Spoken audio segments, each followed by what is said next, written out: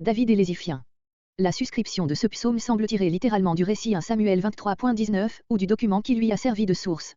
Après avoir dû sortir de Keïla, qu'il avait sauvé des Philistins et dont les habitants n'en projetaient pas moins de le livrer à Saül, David apprend qu'il n'est pas plus en sûreté au désert de Ziph, les gens de la contrée étant allés révéler sa retraite au roi. Notre psaume est l'ardente prière qu'il adressa à Dieu à ce moment-là, prière qui fut merveilleusement exaucée, puisqu'une incursion subite des Philistins survint à temps pour empêcher Saül de se saisir de lui dans le désert de Mahon. La prière, simple et brève, versets 3 à 5, est promptement suivie de l'action de grâce, versets 6 à 9. Verset 3. Versets 3 à 5 La prière. Par ton nom, car ce nom, c'est toi-même, dans le déploiement de tes perfections. Par ta force, le terme hébreu désigne ici la vaillance et la force d'un grand guerrier. Verset 5. Comme il le fait souvent, David motive ici sa prière par le fait que ses ennemis sont ceux de Dieu. Des étrangers. Les Iphiens appartenaient bien à la tribu de Jude, mais la désignation d'étrangers, souvent prise dans le sens défavorable de barbares ou d'ennemis, peut fort bien être employée ici d'une manière figurée.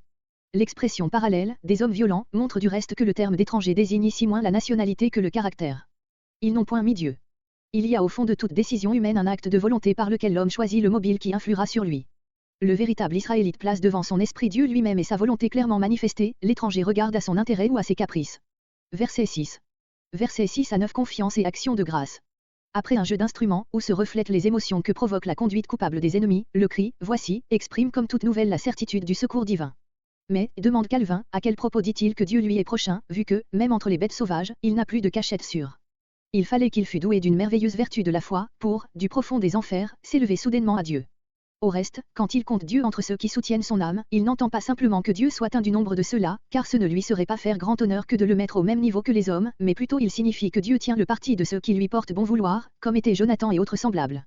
Il se console en cette assurance qu'ayant Dieu, qui préside au milieu d'eux, ils seront plus forts que toute la bande des méchants. Un proverbe anglais dit, un seul tout-puissant est plus que beaucoup de puissants.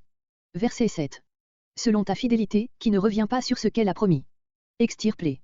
Parce qu'ils te sont étrangers, ils ne doivent pas subsister devant toi. Verset 9. Mes yeux se réjouissent, en constatant qu'il est satisfait à la justice. Voir à ce sujet, comme pour la parole du verset 7, extirpe-les, la note d'introduction au psaume 35.